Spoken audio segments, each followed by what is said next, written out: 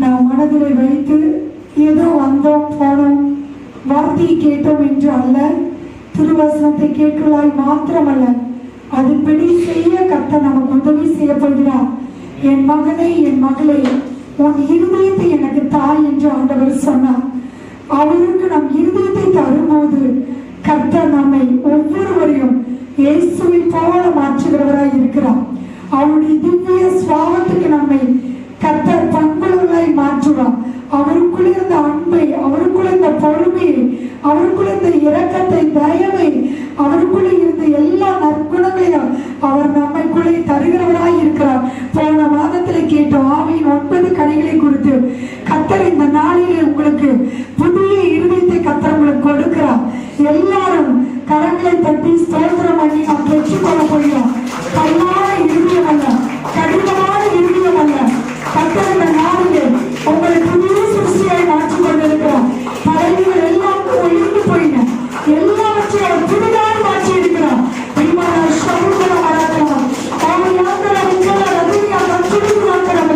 பெற்றுக்கொள்ளுங்க. மனத்தினால் மலாபரத்தினால் அல்ல, ஆவியானவர் இந்த வேலை உங்களை ஒவ்வொருவரையும் புதிதாக்கி கொண்டிருக்கிறார். அவர் புதிதாக்கி கொண்டிருக்கிறார்.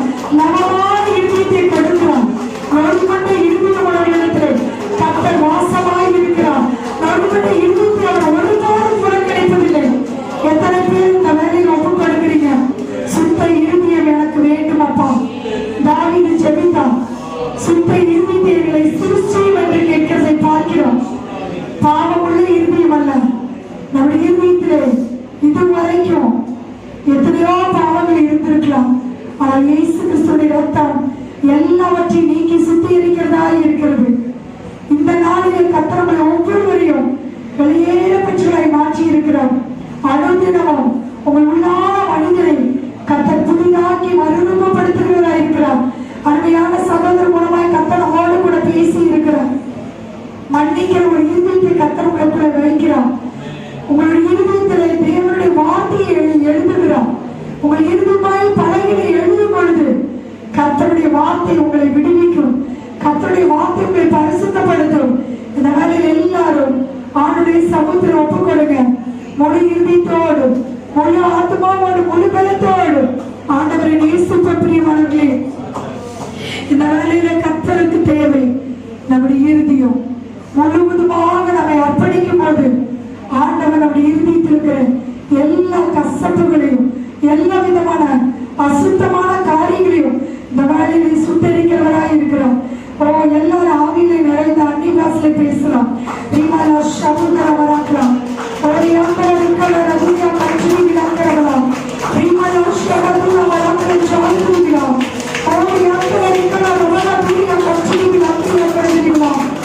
நன்றி நன்றி நன்றி அப்பா.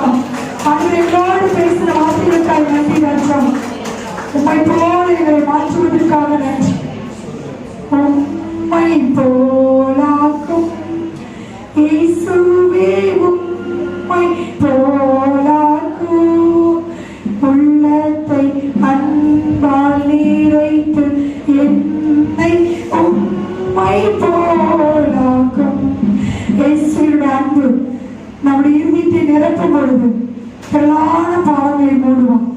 எல்லாருடைய இருதயத்திலும் தெய்வ அன்பு இப்பொழுது ஊற்றப்பட்டிருக்கிறபடினாலே கர்த்தர் நம்மை ஒவ்வொருவரையும் புதியதாய் கர்த்தர் மாற்றிக் கொண்டிருக்கிறார்.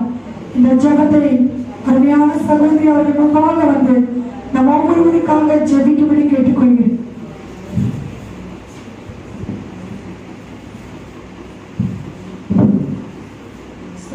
ராஜா, அப்பா, இந்த ஆசீர்வதிக்கப்பட்ட வேலைக்காக உமக்கு நன்றி செலுத்துகிறோம் ராஜா. இப்பொழுதும் கூட அப்பா தகப்பனே, ஒரு சில கூட்டத்தை அப்பா நீ தெரிந்து கொண்டு அப்பா ஒவ்வொருவரும் இன்னைக்கு நான் உட்பட இன்னைக்கு இந்த கூட்டத்துக்கு வந்திருக்க இந்த ஜெப கூட்டத்துக்கு ஒவ்வொருவருக்கும் ஆண்டவர் ஒரு சத்தியம் பண்றார், ஒரு உடன்படிக்கை பண்றார், ஒரு கவனன்ட் கொடுக்கிறார். என்ன கவனன்ட் அப்படின்னா, உங்களுக்கு ஒரு நவமான இருதயத்தை நான் கொடுக்க போறேன். நீங்க வரும்போது ஒரு கசடுள்ள, ஒரு அழுக்குள்ள, ஒரு தீமையான இருதயத்தோட நீங்க வந்தீங்க. ஆனா இந்த ஜெப கூட்டம் நீங்க முடிஞ்சு போகும்போது உங்களுக்கு ஒரு நவமான இருதயத்தை கொடுப்பேன். எசேக்கியேல் தீர்க்கதரிசனம் 36 வசனம் 26 வசனத்தை வாசிங்க.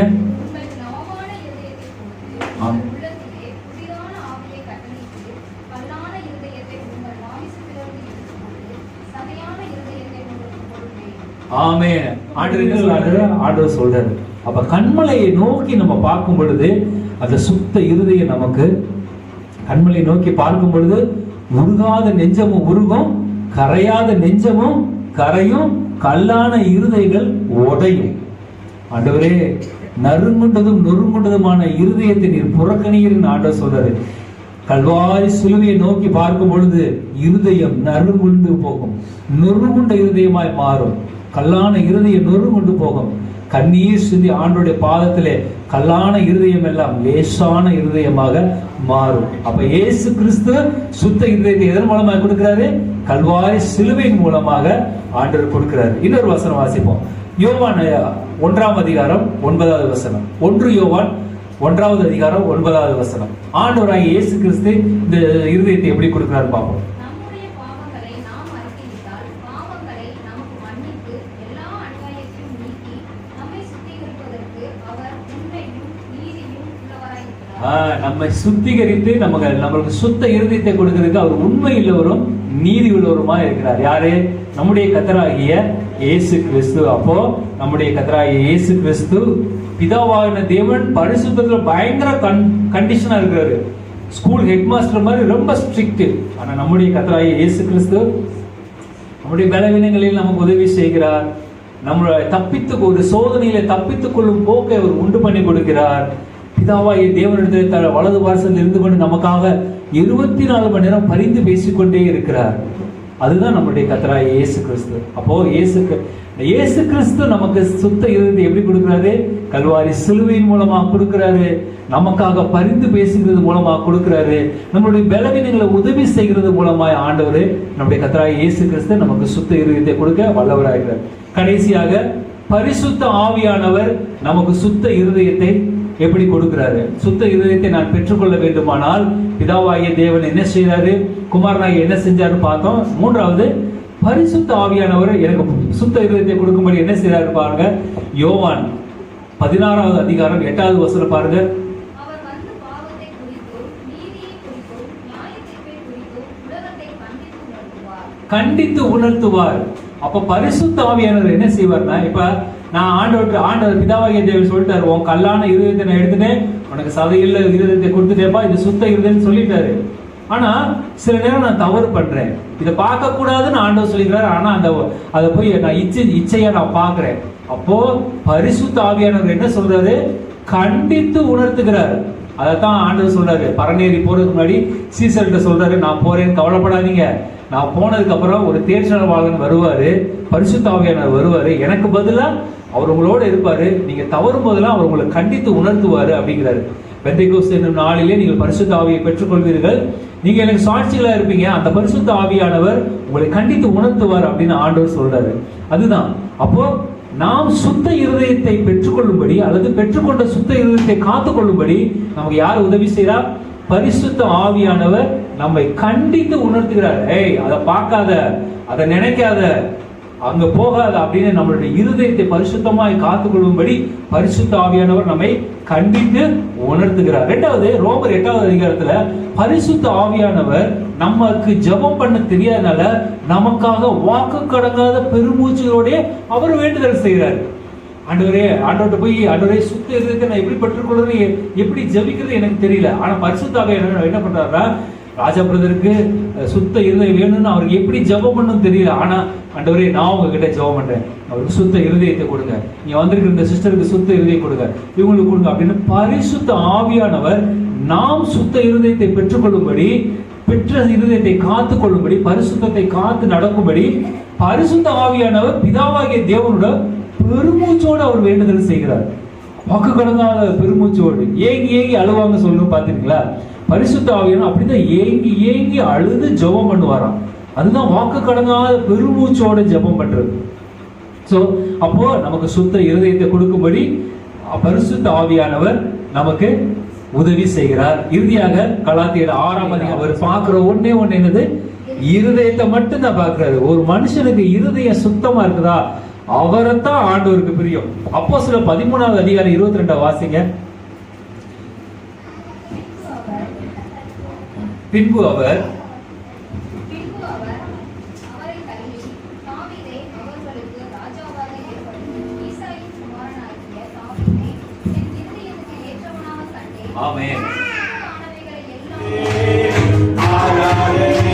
நன்றி அப்பா, நன்றி அப்பா. ஆவியான தேவனை 2 கரங்களை தட்டி அந்நிய பாஷையில பேச முடியும். வாய்களை திறந்து அப்பா வாயை திற, ஒரு வாயை திற. நான் விரிவாய் இருப்பேன் என்று சொல்லுவேன். அப்பா இந்த வேலை அப்பா